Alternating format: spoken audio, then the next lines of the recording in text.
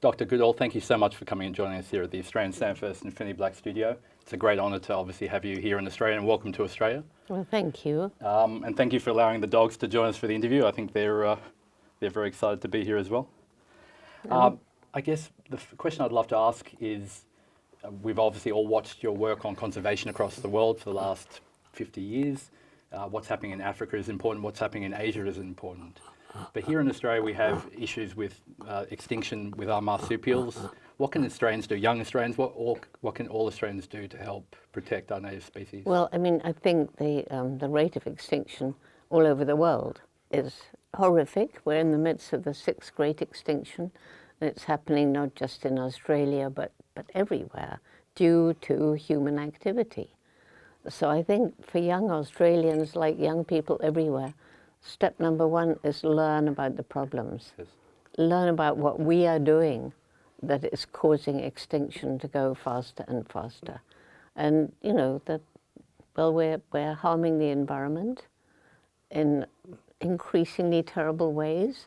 And, you know, there's also human population growth to account for some of the problems. Yes. And there's this,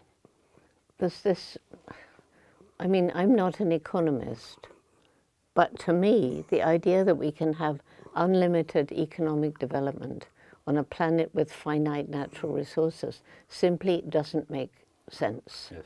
And we're seeing this all over the world, with forests destroyed, with mining, with oil and gas extraction, with the pollution of the oceans, with the agricultural, industrial and household waste being washed down into the rivers, out into the sea, forests and sea both losing their ability to absorb carbon dioxide and breathe out oxygen because of the pollution and the destruction. Yes. So for young Australians, step number 1 is to actually understand what's going on. Yes. But I think, I don't know if you agree, but what is so important is that we have to give people hope, because if you have no hope, then why bother? Yes.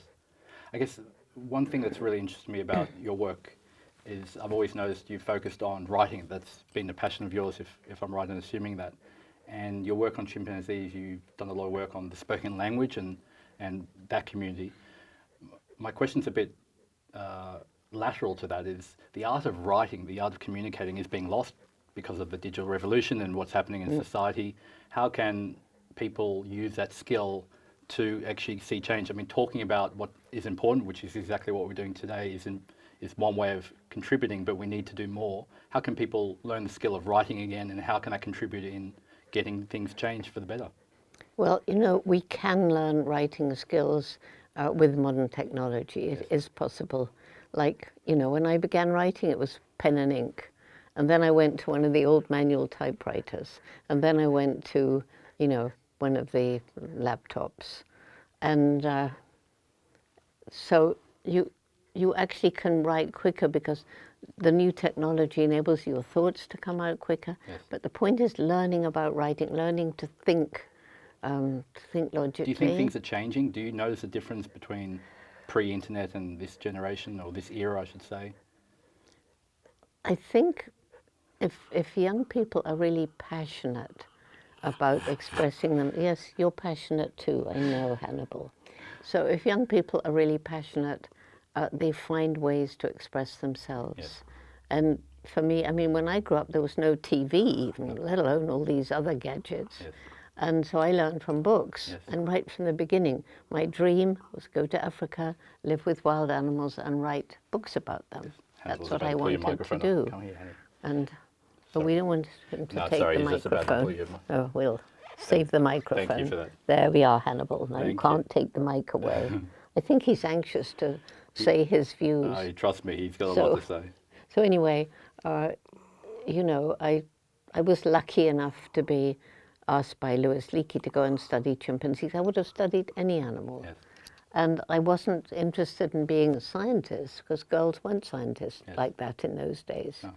No. I was forced to go and get my PhD after I'd been with the chimpanzees for 2 years, because Leakey said he wouldn't always be around to get money and I would need to stand on my own 2 feet and I needed a degree. So I'd never been to college. I'd been with the chimps 2 years, And I was nervous. He got me a place in Cambridge University Yes. to do a PhD. It was quite obviously courageous at the time, but I guess, and that leads to my next question. No, I haven't finished Oh, answering sorry. this one. Sorry. So when I got to Cambridge, Yes. being nervous, imagine how I felt when these learned professors told me I'd done my whole study wrong. I shouldn't have given the chimps names. They should have had numbers. I couldn't talk about their personalities, minds, or emotions because those were unique to us. Yes. And fortunately, when I was a child, I had a wonderful teacher who taught me that in this respect, anyway, these professors were wrong. And that teacher was my dog.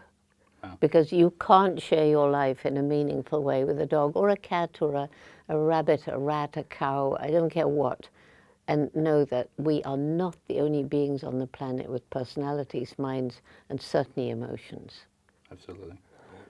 So, as you mentioned, it was a challenge, back in that period or that era to go to Africa as a female to go do a PhD.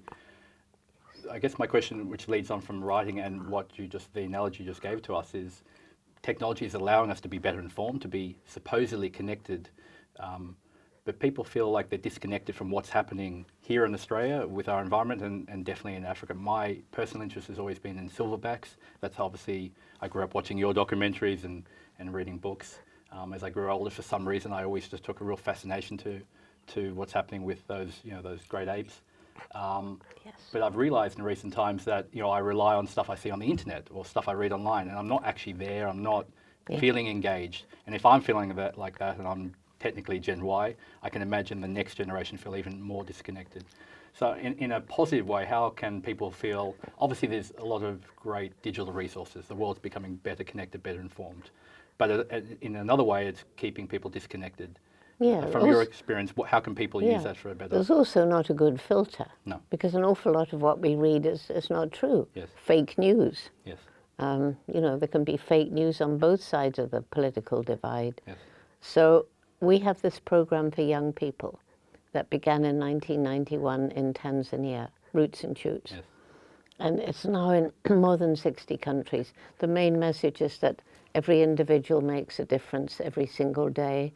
And we're lucky enough, if we are out of the poverty line, to be able to choose what sort of difference we make. Yes. And the Roots and Shoots groups choose 3 projects, because everything's interconnected. They want to help people, environment, and animals. Yes.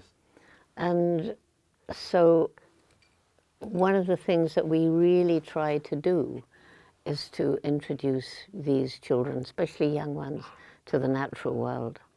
And if we can't get them out into nature, and sometimes it's really difficult, then we try and bring nature into the classroom. Yes.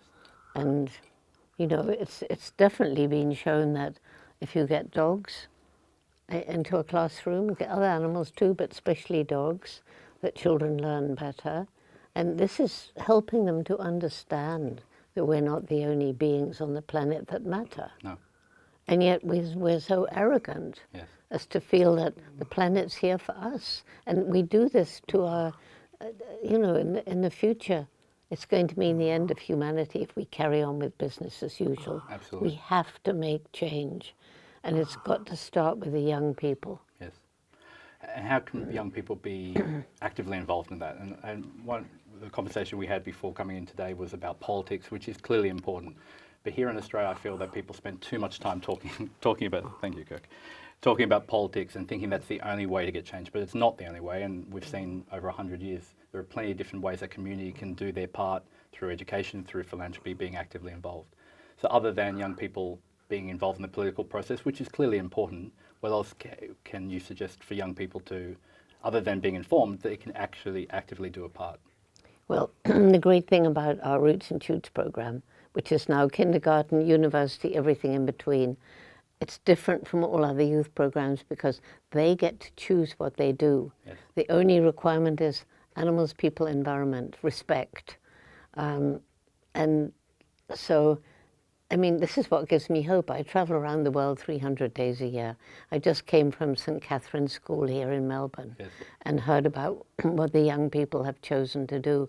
And it's really inspiring because they they care passionately. You know, they're planting trees, they're working on campaigns to eliminate single-use plastic bags, they're raising money for earthquake victims. They are also learning how to lobby, Yes. how to reach out to the government.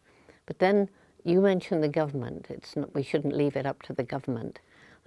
And there's this, what I call an unholy alliance between government and big corporations and the military. Yes. And of course we've got this big ogre, which is called corruption. Yes. So people are blaming corporations more and Yes. more. They're pointing fingers. You know, this company is harming the environment. This company is extracting natural resources and so on. But if we buy the products, we're guilty too. We're the consumers. And in a democracy, we elect the government. Well, and that's a great point. And people like Francis Fukuyama, who's a North American academic, wrote The End of History, which is a very important piece about how liberal democracy won in the 20th century. But in 2012, they wrote a very interesting paper talking about how what we now consider to be democracy is turning into what's called crony democracy and crony capitalism. The point being is democracy and capitalism are fantastic institutions if they're managed properly. One would argue that we're not living in a time when there is proper democracy or proper capitalism. No. As you mentioned to us a few moments ago, you just visited Davos in Switzerland, which is considered to be they call it the Davos man, which is a term in itself that's questionable. But those are supposedly industry leaders, business leaders and finance leaders. What did you see in that forum? And again, how can people lobby or petition that community to do more and do better? Well, I think, quite honestly, I can't help thinking it's down to us as individuals. It's down to better education. The big problem in the world today is so many countries like the US and UK, for sure, a huge section of the population is undereducated, and they're angry, they want change. The gap between the haves and the have-nots is increasing. Yes. So it's understandable that those people who have so much less are angry. Yes. And they want change. So they're voting for change, they're joining movements like the neo-Nazis and the yellow vests and things like that. And they're not, as they haven't been given a proper education, yes. They don't really understand what it is that they want. Yes. And they don't understand the results of what they're voting for. Like in the UK, what's Brexit going to lead to? I'm terrified, yes. Quite honestly, being British. And politicians get elected because they promise change. Usually they don't fulfill their promises. They talk about it and talk about it. Well, that's another good country that, again, we touched on before coming in here today is China. So China on many fronts is doing some fantastic things from an environmental point of view. Obviously on many other fronts they're doing some destructive things, and the way that society is moving is pretty scary from numerous different conversations. What's been your experience, and what do you think we can learn, and how can we engage with China? For example, Australia is one of the biggest trading partners with China, and if we have issues with their human rights or their environmental record, we've taken action against South Africa during apartheid. Mm-hmm. There are things we can do with other communities. Where do you believe we can do a better role with China with regards to exactly that, protecting the environment and doing better for all of us? Well, I don't know. I mean, I've been going back and forth to China for many years now, and started our Roots and Shoots program. We got about 2,000 groups across China. And I've seen, I went just when the country was opening up, and I've seen a big change. So suddenly they began to be very concerned about protecting their own environment because they saw the results of deforestation and so on. So they're doing a splendid job. They're taking the lead in clean, green energy, but they're also going out. They need more natural resources. They want to protect their own. So they're going out into Asia, Africa, Latin America in search of, wood and minerals and cement, sand for their cement, for their rapid growth. And here in the Pacific as well. Yes, but are they doing any different than European colonialism? No. Are they doing any different from the big corporations now? No, they're doing the same, and they're clever, and there are many of them. Yes. So they're making a very major destructive impact. Which makes it tricky because if they're not, respecting what we consider the 21st century norms, things built through the United Nations, which are being ignored, not just by China but by many players. What can we do, as you mentioned, at an individual level? What can we do to, other than not? It's hard to say that you boycott Chinese-made products because everything around us is now manufactured. Everything's made in China. Exactly. In some regards, we've done a deal with the devil from the perspective of from business, that everything is produced. China is a valuable part of that value chain here and now. So it sort of puts us all in a conundrum of how can we petition for them to do better? What can we do as individuals? Well, it's not just China. I would argue that the US is doing just as much damage, yes, quite honestly. And so it's all doom and gloom. And we just saw the latest UN report about, the extinction of 1 million species of plants and animals.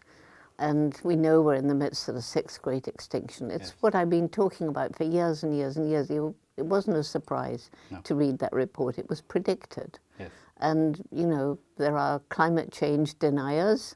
Well, I've been in Greenland in the winter when the ice is melting. It never used to even melt in the summer, the Inuit elders tell me. Yes. I've been to island countries where people have had to leave their homes because they're not safe anymore at high tide. Everywhere I go, people say, well, the weather patterns have changed. It should be hot now and it's cold. It should be wet and it's dry, and the other way around. Yes. And the hurricanes are getting more frequent. The damaging hurricanes are getting more frequent. The flooding is getting worse. It's not that it didn't happen before, but it's happening more frequently. So how can all of us, and how can people get that gleam back in their eye? Yes, exactly. To have hope. How can they? Well, this is the point. I think the only thing we can do, I mentioned this Roots and Shoots program, yes, and everywhere I go in the world, including China, including the US, there are young people who want to tell Dr. Jane what they've been doing to make this a better world. They understand the problems. They're now determined. We have, at the end of every meeting, together we can, together we will, right? And this is very empowering. Yes. And the young people, it's not that they can make a difference, they are making a difference. Yes. They get together, they think about what they want to do to make the world better. They get to choose, and then they roll up their sleeves and they take action. They're planting millions of trees. They're clearing up sacksfuls and sacksfuls of garbage. They're raising masses of money for earthquake victims. So the only thing I can do is to keep this hope up in the youth with the expectation that they will, and they do. I mean, I know people who've been through that program are now adults. Yes. The Minister of the Environment in Tanzania was in Roots and Shoots in school. And the president now isn't that keen on the environment, but this guy is standing up to him.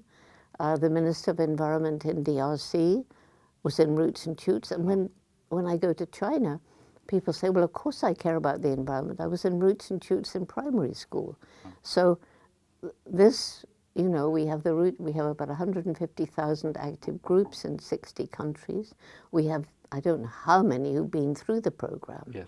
The alumni, yes, taking their values with them, and they're going to be the next teachers and scientists and lawyers and politicians, yes, and CEOs of big companies. Yes. And so if we can keep up this enthusiasm among the youth, the older generation, the people who are destroying the planet right now in big business and government, they won't live forever. Yes. And we just have to hope and pray that there'll be a critical mass of youth that can take over, and they will. And the great thing is nature's resilient, and we can destroy a whole area, we can cut down a forest, but give it time that it can again support life. And yes, animal species on the brink of extinction, many here in Australia have written about them, yes, can be given another chance. If I could just ask one very quick last question. What are our friends here on the table, if you could just explain? Well, our friends here, Cow, Piglet and Ratty, very imaginative name. Piglet from, Wind in the Willows. Ratty's jumped up. Ratty always tries to escape. But these two are here to talk about climate change. because although people tend not to want to think about it, one of the ways that we are adding to the greenhouse gases is because more and more people around the world are eating more and more meat. Yes. So there are now billions of animals in these unbelievably horrendous factory farms. Yes. Have you ever been in one? Yes, I have, yes. Aren't they awful? Yes, they are. So cruelty, they've got to be fed. Yes. Cut down the environment to grow grain. Use masses of fossil fuel to get the grain to the animals to slaughter the meat to the table. Waste water, changing vegetable to animal protein. And then, you know, I tell the kids, oops, not Piglet, when I'm talking to children, food goes in here, and guess what? Gas comes out the other end, Yes. and that's methane. Yes. And that's an even more virulent gas Well, than New Zealand than came out CO2. with very optimistic goals Yes. yesterday, but they actually made an exception for methane coming from cows, Yeah, which was well, an interesting conversation. Exactly, and Piglet the same. And you know, these two also demonstrate the fact that it's not just chimps who have personalities and emotions. All these animals in the factory farms are just as much individuals as were the Jews in the Holocaust. Yes. And you know, that they're treated as though they're just things because they're bred for meat. It doesn't matter. No. And Ratty, well, Ratty is to demonstrate that it's not just chimpanzees and elephants who are intelligent. Rats are amazingly intelligent. These guys, the giant forest rats, they have been taught to sniff out the explosive in a landmine. Landmines left in the land after the civil wars. Wow. And they can sniff it out deep under the ground. And then they've been credited with being the major contributor to making Mozambique landmine free. Wow. So, you know, and then Mr. H, of course, is my final reason for hope. So my reasons for hope, the youth, this amazing intellect that we have, Yes. which we're beginning to use to try and cope with some of the harm that we've inflicted. We're not nearly far enough, and we don't have enough people, and we don't have enough people in high places. But, you know, big business is changing. Yes. It really is, mainly because of customer demand. Yes. And the next reason for hope is the resilience of nature. Social media used in the right way, we can bring people together from all around the world to protest about something we don't like. So it makes people feel empowered. Yes. Because they're not alone. No. And he illustrates the indomitable human spirit, because he was given to me by a man called Gary Horn, so he's Mr. H, who went blind at 21 in the US Marines, decided to become a magician, was told it was impossible. Children don't know he's blind, and then he'll tell them and say, things may go wrong in your life, but if they do, don't give up. There's always a way forward. Yes. And he does scuba diving, he does skydiving. Yes. He taught himself to paint. Yes. And everywhere I go, I'm meeting incredible people doing amazing things. And because of that, I can't give up. I'm obstinate, I won't give up. I will fight as long as I have a breath left in my body. I'm 85, so I don't know how many years I have left. Yes. But Many more. And thank you again. Dr. Goodall, thank you very much for coming in today. just Dr. Jane. Dr. Jane, thank you. Dr. Jane. Thank you. And thanks to these two, you see, my little Hannibal has calmed down completely. You've completely tamed him. Thank you. Thanks.